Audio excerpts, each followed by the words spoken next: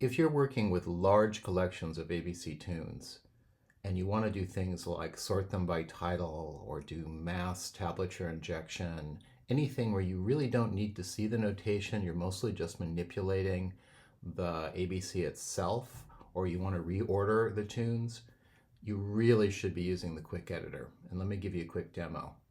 I'm going to bring in 20,000 tunes here. This is the entire Gavin Hennigan collection. It's about a 13 megabyte ABC file. And you can see there just how fast it went. It loaded up 20,601 tunes in about, 5 seconds?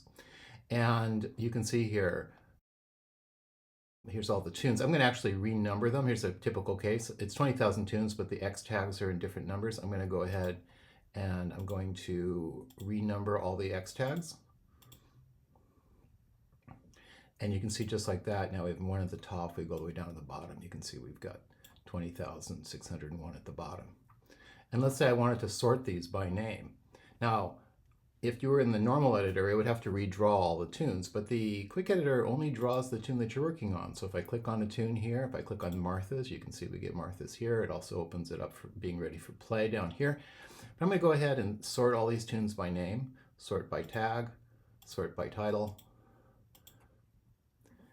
And you can see it just takes a few seconds and now all the tunes are sorted by title. And to prove that, I'll go ahead and go into the reordered tunes and you can see now that they are actually in sorted order, and they were not before for sure.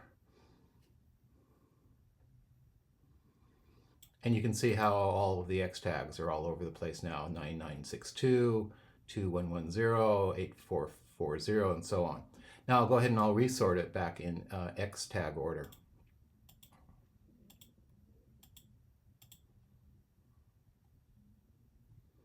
And you can see now we've got one at the top and 20,601 at the bottom. So again, if you're doing batch processing of the ABC text and you don't really need the notation, this is really the tool you should be using. It's very, very fast, again, because it only redraws the current tune that you're working on.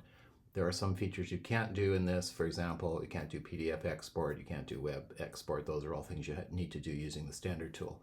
But for certain cases, this is definitely a tool you should consider using.